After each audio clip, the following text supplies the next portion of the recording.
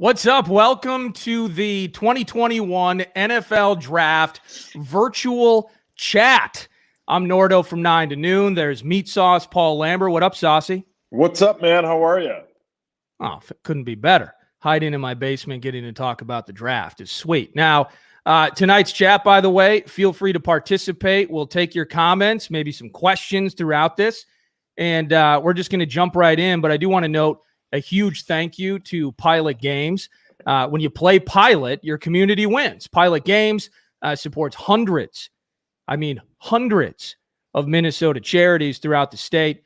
Play Pilot today, and you can use the hashtag #ISupportMNCharities to get in on that. So big thanks to Pilot Games. And Saucy, here we are again, another year. We're going to be on the air again on Friday, thanks to Pilot Games. I mean, this is kind of our thing. Saturday afternoon, the whole bit. It's going to be awesome. Yeah, man, I can't wait. This is I've been so excited for this draft that I'm normally really excited for most drafts, but as much fun as last year's was, and the NFL was the only sport that really, I mean, they didn't have to play games, but when it came to the awful pandemic, they didn't waver. And even though it was a remote draft, it was still cool. I'm pumped, even though it won't be as many guys there.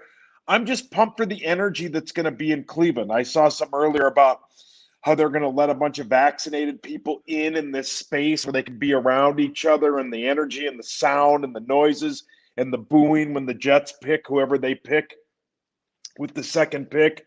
And just the vibe of it all was 100% missed last year. And I'm really excited for that to be back this year. And I think there's going to be a lot of action early and often in this draft because nobody had any money to spend on free agents, and this is the way you're going to make moves to get high-end talent. And I think it could include some of our favorite teams making some moves up in this draft, but we can get to that later. Yeah, in some ways I kind of missed or will miss Roger Goodell in his basement. Yeah, when he basically is – you and I were talking about eventually just got man spreading on his couch. He was just spread eagle in the leather chair, Corinthian leather. Meatsauce. He's got that weird bowl of candy next to him. What the hell's up with that? Eating? Oh, he was feasting in his basement. But getting to it, you mentioned kind of the oddity of the draft. And, you know, this is something we've gone, full length on 9 to noon. You've done a lot of it. And you have that podcast with Lambert, which kicks ass. And is available on the Power Trip After Party podcast link? Yeah, we did a full first-round mock draft yesterday, and it was really fun. And Lieber's just the best. He's super prepared. He loves it as much as we do, and it's fun to talk to him. And I think him and I are going to do something Monday when the whole thing's all said and done. Yeah, getting to kind of the thick of it, Rick Spielman spoke earlier today. And as you can imagine, he told us absolutely nothing. Zero. They can move up. They can move back, or they could stay at 14. Master of the obvious in the general manager, and we're rooting for him to hit a home run on Thursday. But, kind of the oddity of this draft and the things we've gone over a ton, Saucy, is how difficult it is to pinpoint exactly what's going to happen because, as we're seeing, similarly to 2018 with Baker Mayfield and Darnold and Allen and all these guys, a lot of quarterbacks. There's this heavy tier. And whether or not they are considered first-round value, that's the cost of getting into the game of taking a highly touted college quarterback. So these guys are going to go up there. We know teams might be moving up to get one of those guys. But that's going to be interesting for a Vikings team who I think the fan base and you and I alike, and many included, would say, we're just looking for one of those massive beef-eating tackles to put this O-line back on the right track. Yeah, man, I think the more I look at it, the more I, listen to some of these mock drafts and read a bunch of stuff that's, there's like four or five really good places that you can go for mock draft information. Obviously, ESPN, and of course, you can go to like CBS Sports. They're really good about it. I think there's going to be a lot more offensive linemen taken in after, I don't know, from 7 to 14. I think there could be a giant run of offensive linemen. So we'll see how that works out for our favorite team, because that's, I think, what they have to get in this first round. I think they have to find a absolute starting day one, sometime in September, whenever the first game is, left tackle or guard. They just have to. They have to find, as you like to say, 3 players in this draft that can start day one. And it has to start with, I think, a left tackle. But I think they're going to have to get creative in getting that. I just do. I think they're going to have to do something to either move up or find a guy that they really like and hope that he falls to them at 14. Yeah, I dig that. So the what I have for you here, Saucy, is I've kind of conceded that I think the first 3 picks are going to be QBs. Are you okay with that? Yeah, 100%. Yeah. Okay, sweet. So then Atlanta goes, and if they stay at 4, their offensive line with Matthews, they have Hennessy, I think, at one of the guard spots, McGarry maybe. I don't mean to interrupt you, but isn't their entire offense first-round picks? Like the O-line? I know. I think the entire team is first-round picks. Isn't the offense all first-round picks?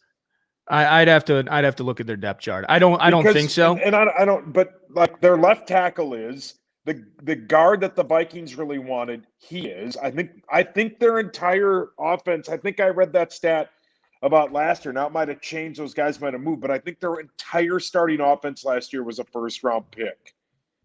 That's not bad at all. So to your point, they're not taking an offensive lineman at 4.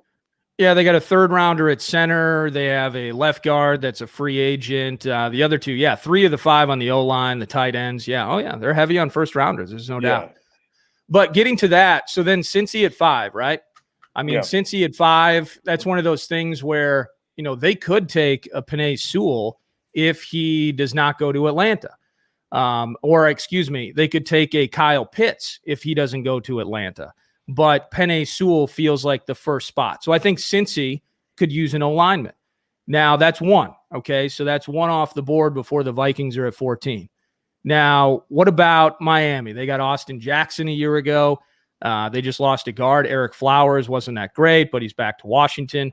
Robert Hunt, don't know who the hell he is. He's Miami the right tackle, 6. Isn't he? Yeah, he is the right tackle. What do you think about Miami taking an O-lineman? So I don't think they do. I think Austin Jackson, that was a guy that we wanted on this team that you and I talked a lot about a year ago. Yeah, from USC. Wasn't the youngest kid in the draft? Wasn't he 20? He may have been, yeah. So I doubt they're gonna, and they picked him at like 19 or something last year. He's not gonna I don't think they'll take offensive line. And I think if you go back a step to the 5th overall pick in Cincinnati, the temptation of putting Joe Burrow and Jamar Chase together is way, way too high and way too good. I just think it's stuff like that never happens. You never see that kind of stuff happen or the availability for that to happen. I don't think they pass on pairing those 2 up in the pros. I just don't. So if they don't take Sewell, then you're saying we're through pick 5 with no tackles off the board. No, and then I don't think pick 6 does. I think they take either Smith or Waddle or Pitts if Pitts isn't gone yet. And they need a playmaker. I mean, if they're going to ride with Tua, then you're talking about, I think they got Devontae Parker. They did get Will Fuller from Houston, but then Mike Gesicki's really good. That running game, sneaky, okay. Maybe they go defense, who knows? But 6, you're saying, okay, no tackle. So we still got all the big boys into 7. What about Detroit? I think that's losing Kenny Golladay. It's either a wide receiver or it's defense. Their linebacking core is just awful. And they have trouble getting to the quarterback as well. It feels like wide receiver or defense for me with the Lions. What do you think? So pick 7 is where the late scheme is that they would take Penei Sewell if he fell to them at 7. But I also think that's, as your guy said about a week ago, you can't believe anything leading up to this draft. I think the Penei Sewell scheme to the Lions is to get teams like Denver, Dallas, the Chargers, the Minnesota Vikings to jump up to that position to take their guy.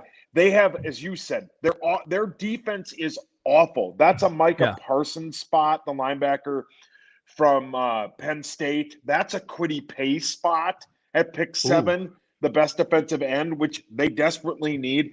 And even though it was the running joke for way back when it started with Calvin Johnson, and they always took a wide receiver, they need a wide receiver to go with Jared Goff. And I think Waddle or Devontae Smith will be there. And I think either one of those guys is way too good to pass up with their awful, awful wide receiver group. Okay, perfect. So Miami not in. Detroit, unless they trade out and somebody comes up, you don't think Detroit's taking an O-lineman? No. Okay, so minus a trade. We still got so we got all the beef still on the table for the Vikings. Now, Carolina. Carolina's a tricky spot. Could be a trade spot. Their tackles right now, Taylor Moton. I know you're really you were excited about how he played for PJ Fleck at Western Michigan, so you're a big Taylor Moton fan. But then on the left side, they got that Greg Little cat who's kind of a sled. And whether it's Teddy, whether it's Darnold, however the hell they handle that situation, maybe a tackle is in order for them. Yeah, I think so. But I also think that that's another position for a wide receiver. If it's there, they need somebody to complement the unbelievable running back that they have. Yeah. They also need cornerback help. Their corners aren't very good. But yeah, they could go offensive line, but I think and I know where this is going. The 7th, 8th, and 9th pick are all swing picks to be traded. I don't think they take a quarterback. You don't. I don't think they do either. No, because let's just say they take Justin Fields at 8. You're going to have Justin Fields, Sam Darnold, and Teddy Bridgewater all on roster. No one wants Teddy Bridgewater. They can't trade him with that $17 million. That's tough. Correct. That just wouldn't make any sense. Carolina, I think they either take a wide receiver or a corner. They take the first corner. I don't think they need offensive line help. I think they put some picks into that, so I don't think it goes there. Okay. So it's swing spots. So the difficulty here is not necessarily based on who's in those spots just to stay and take a guy. Who are teams that could potentially move up? Because I start to go down the list here, Saucy, and this is where you and I might differ, is I don't think that the Vikings necessarily have to trade up to get maybe an Elijah Vera Tucker. But it's going to be hold on to the edge of your seat type of situation as well. Because you mentioned teams that could potentially move up, but now I'm already to Denver, who does not need an offensive lineman. And then I look at Dallas. Garrett Bowles a bunch of money. Dallas does. Well, see, that's the thing. So Tyron Smith is old, but their defense has some issues. And whether it's Leighton Vander Esch that has never been healthy, they just added Keanu Neal, who hasn't played 16 games, it feels like, in forever at safety. A cornerback to bookend with Trayvon Diggs. And it's real steamy just to say Patrick Surtain. If you look at all the mock drafts, and he's in every one to Dallas. But that could be a spot for them to potentially take a pass rusher too. I mean, they had 5 sacks from Aldon Smith a year ago, and now he's going to jail, I think, down in Louisiana for some stupidity. And their leading sack defensive end was DeMarcus Lawrence, who had 6.5. I mean, they just can't get to the QB. So affecting the quarterback is a situation where the Cowboys could benefit from having that pick. But then what about the Giants? I look at the Giants. Both of them could use a little bump on defense. The Giants upgraded a wide receiver big time, but Philly could use a wide receiver too. 4th overall last year at left tackle. Yeah, they did. So I'm looking at like the Giants, and I'm looking at the Eagles, and I'm looking at two teams You know, the Phillies getting old on the right side of their line. They have like Lane Johnson. That Andre Dillard can't stay healthy that they got. I forget where he was from a few years ago. Didn't Jason Peters either retire or he's like 39? He's my age. So here was my... You could still do it, though. Yeah, no, I don't have the feet to do it. The thing that I said earlier is you can, even though like everybody does this, every fan base does this, and even some networks do it. I watched on on the NFL Network where they basically did a mock draft where they could get Trey Lance to pick 15. It was so, they made such bad picks in front of it. It was just awful. Just trying to force the issue. Correct. Dallas needs offensive line, right? They need a left tackle. Tyron Smith is old, and Connor Williams is just okay. And Zach Martin is, he's an all-pro, but they were so banged up. So you could argue that they need offensive line. The Giants maybe could use a right tackle. They couldn't block anyone, even with Andrew Thomas at their left tackle. And that feels like a second-round thing for me. Correct. And then 12 is Philly. Philly needs offensive line. The Chargers 100% need offensive line. So they do. Let's say your guys Vera Tucker, which everyone loves, and I keep saying Ben Lieber has said on our podcast is his number one offensive lineman out of all of these guys is Elijah I like Vera him a lot. Tucker. So do I. Yeah, the Chargers, by the way, you're dead on. You have to get ahead of them. Trey Pipkins. Are you familiar with Trey Pipkins? He's from I think he went to high school in Minnesota and played in Sioux Falls in college. I've heard the name, yeah. And he's Pipkins. You can't miss it. Left tackle. Then they added almost their entire interior. It's Oday Abushi from the Lions, Corey Linsley they paid a bunch of cash to. Matt Corey Linsley's the best guy they have.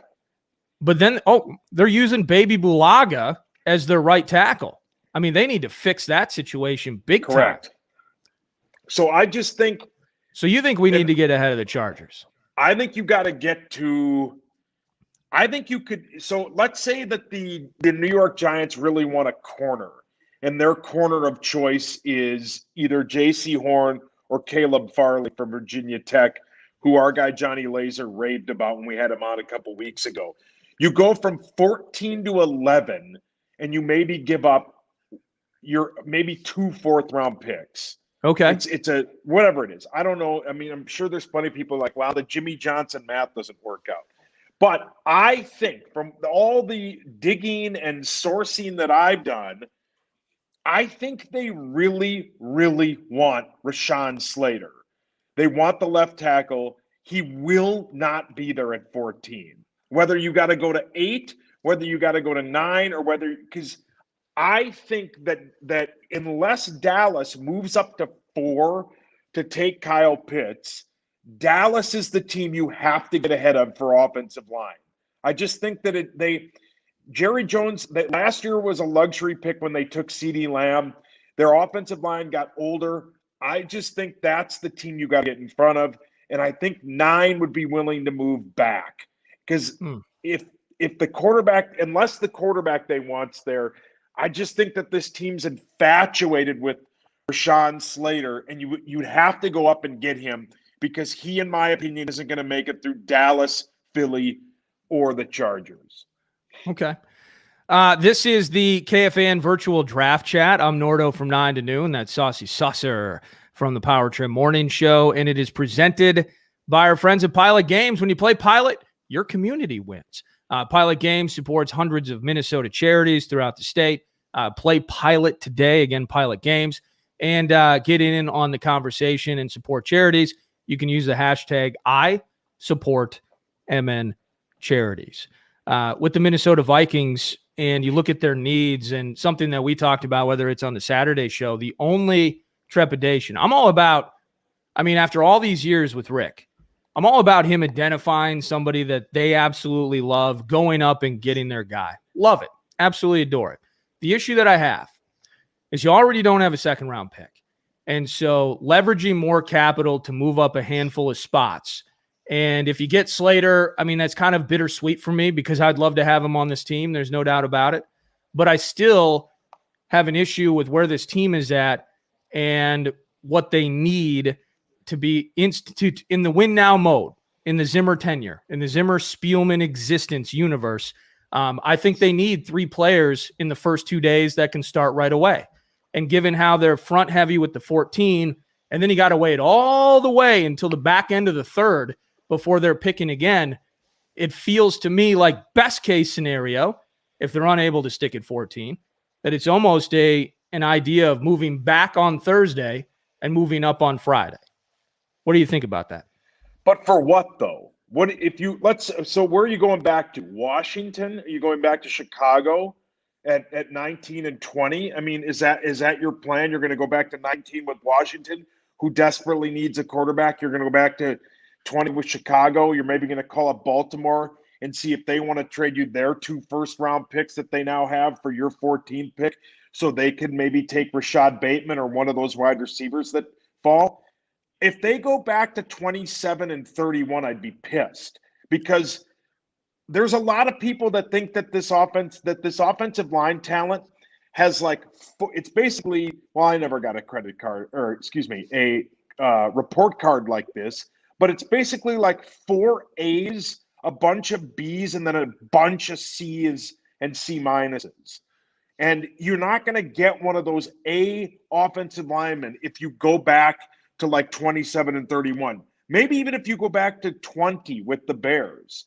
You sure as hell shouldn't get behind the Indianapolis Colts at 21, because they desperately also need offensive line. Now that Costanzo retired.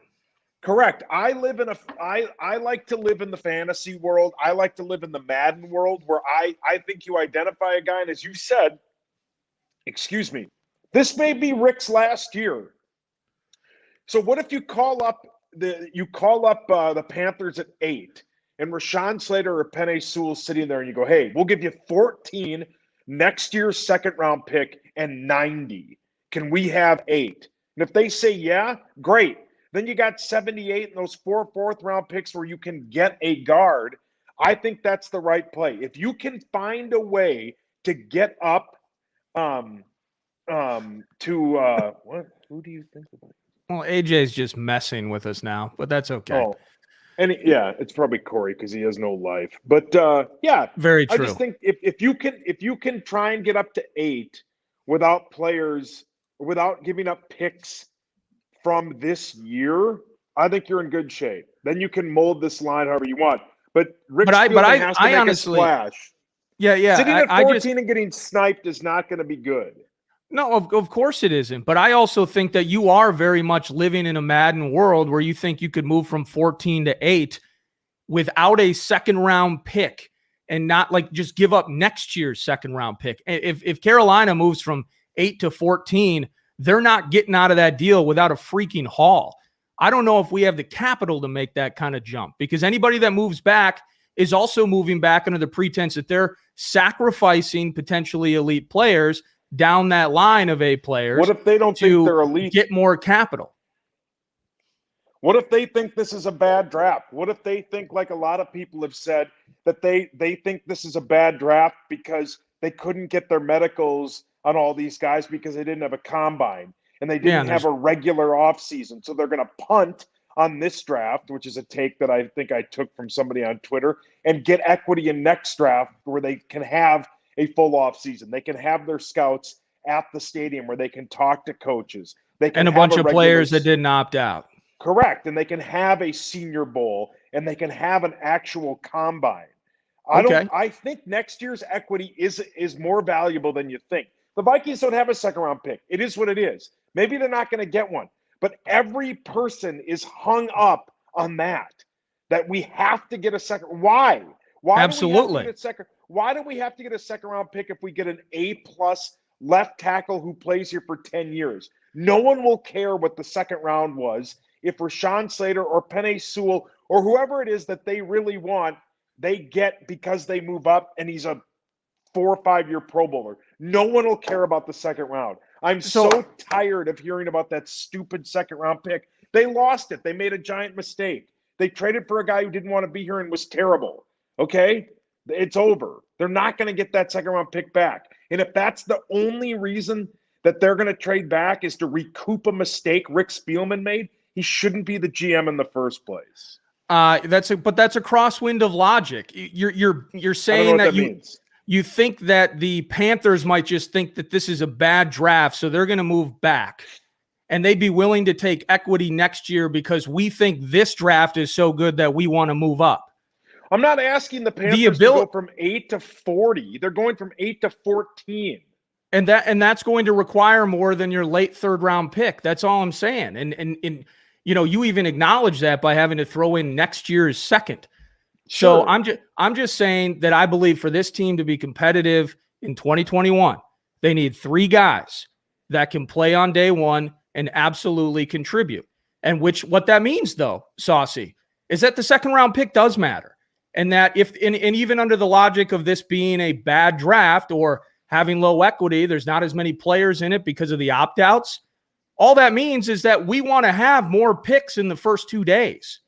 And so that's important in terms of draft currency now. So the ability to potentially, if, whether you're sniped or a guy's available, we don't have the draft board in front of us. If they adore Christian Darrisaw from Virginia Tech, they feel like they could get him at a 19 spot, and that gets you a third round pick so that you now have 3 thirds and you could potentially jump into the second round on Friday. That's good to me. I like that.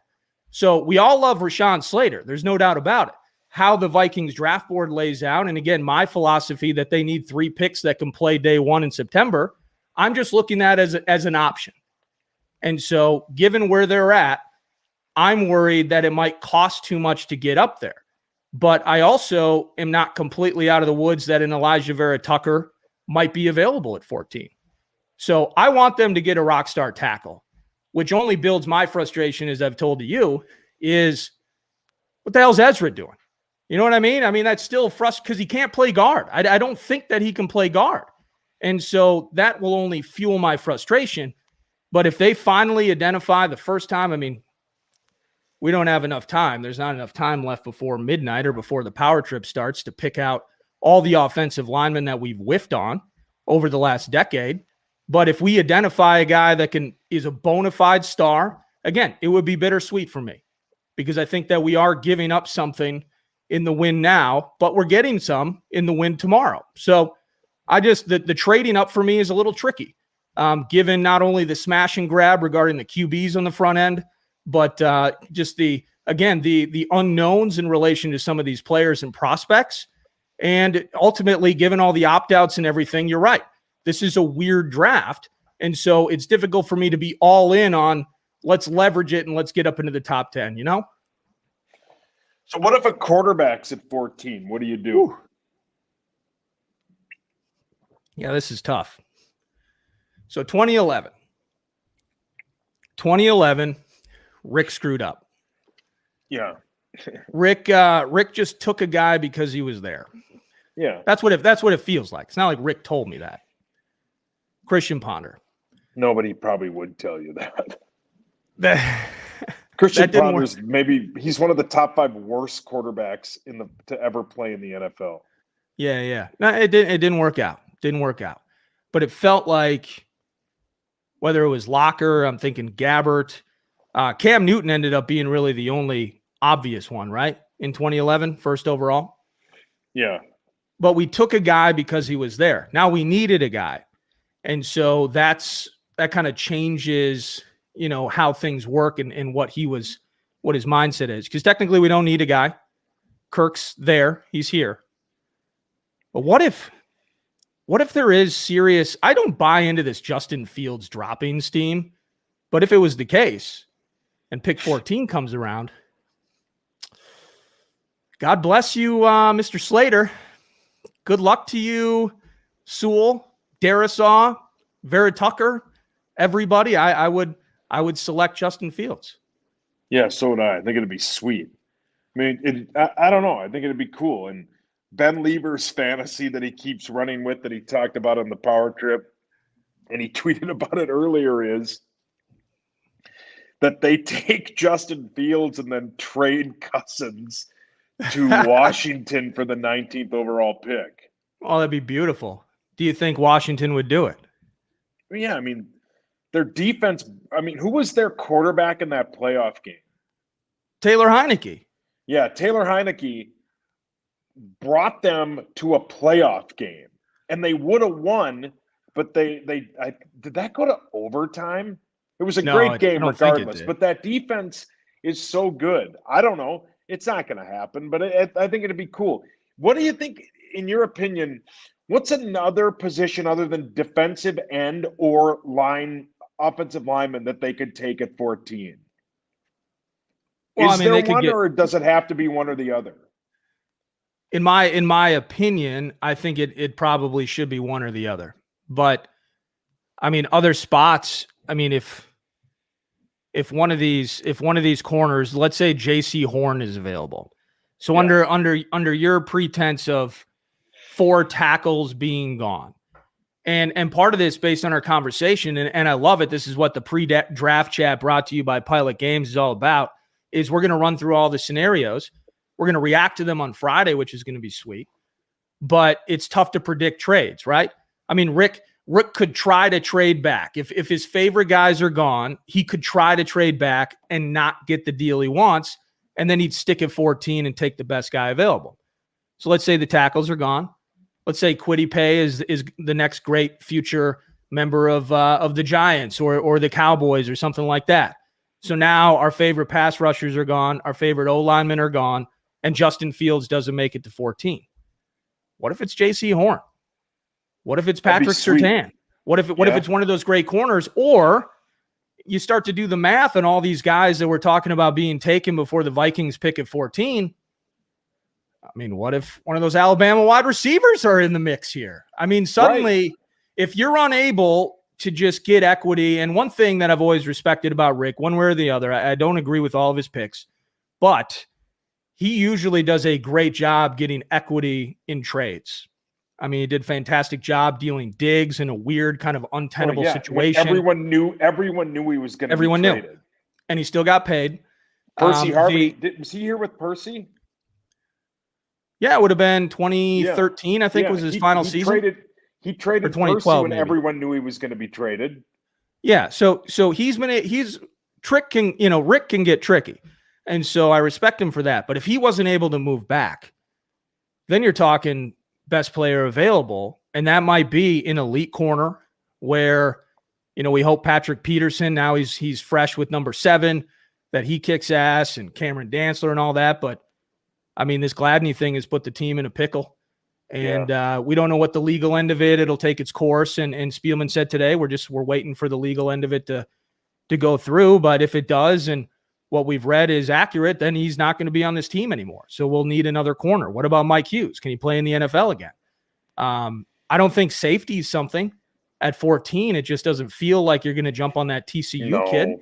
No, unless he's the kind of guy that if you went back to 19 or 20, then maybe you take. I mean, there's that Tevin Jenkins, I think is his name, the offensive tackle from Oklahoma State. I think he's the right tackle guy. He's a right tackle. So if he gets taken, that means that they're going to. Would you move O'Neal to the left? Yeah, you'd put O'Neal to the left. Yeah, but then at least you'd have some bookend tackles. I mean, it's going to be fun. It's going to be entertaining. I can't wait. I'm going to get some Yangtze. I'm going to eat as much as I possibly can. Sit in my chair.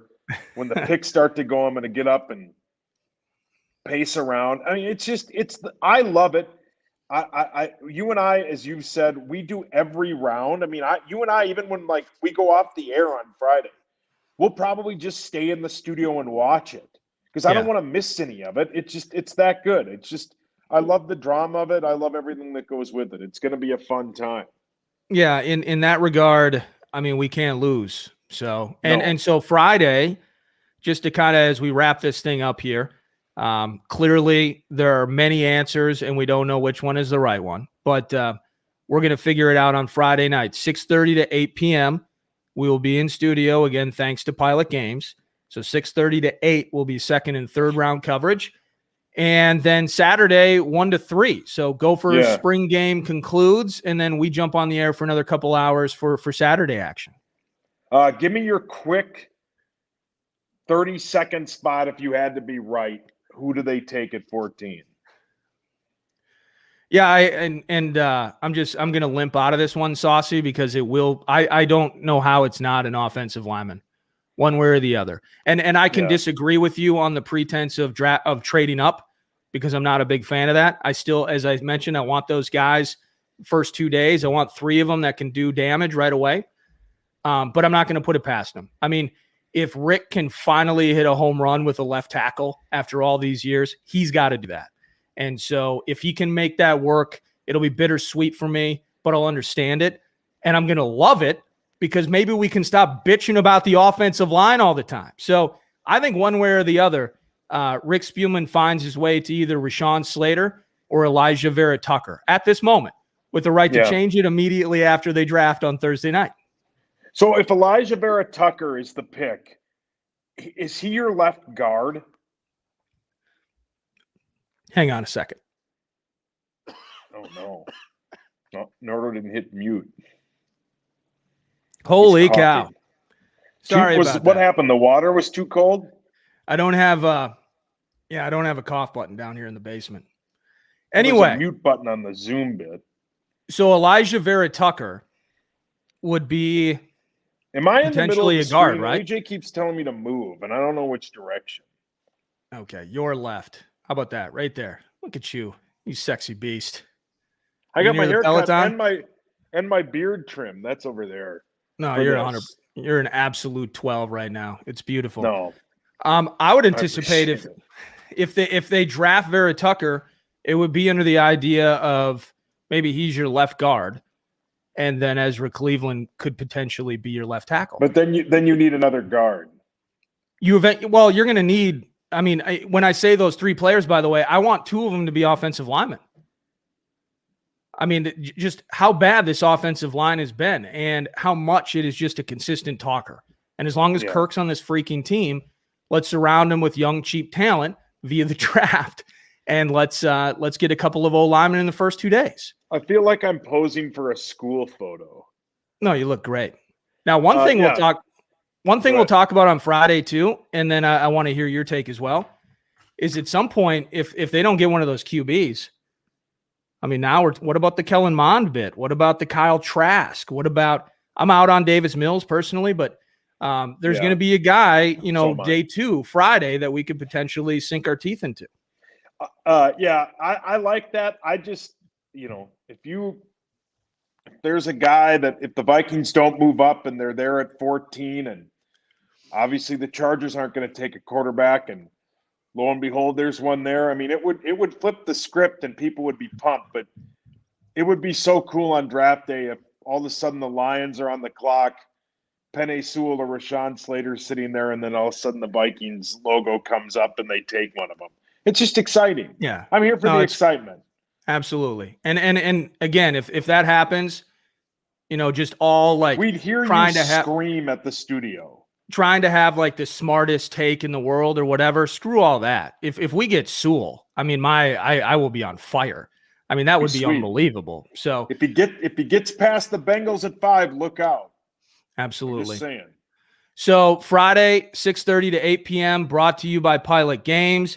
And of course, thanks again to Pilot Games, and appreciate you bringing us the live action or the broadcast, the virtual draft chat. Thanks to AJ Mansour for setting this up. When you play Pilot, your community wins. Pilot Games supports hundreds of Minnesota charities throughout the state. Play Pilot today and get active on social. The hashtag is I support MN charities. So thank you for hanging out with me. Thank you to everybody for watching. And we're actually going to be in studio on Friday. It's going to be sweet. Yeah, you're coming in for the Power Trip mock draft on Thursday, right? Yeah, I heard. I got the email.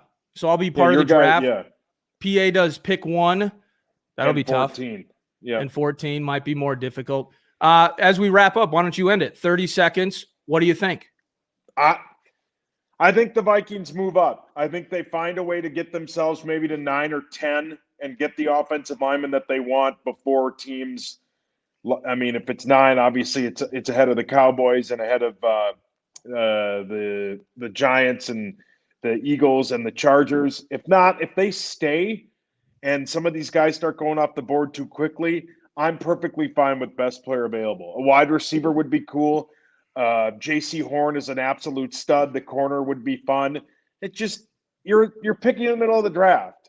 If a lineman isn't there or the lineman you don't want and you can't find a trade partner, just take the best player available. Just do it. Absolutely. Love you, and I will see you in the morning. Thanks again for everybody for watching, whether it's on Twitter, it's Instagram, it's Periscope. It's absolutely everybody.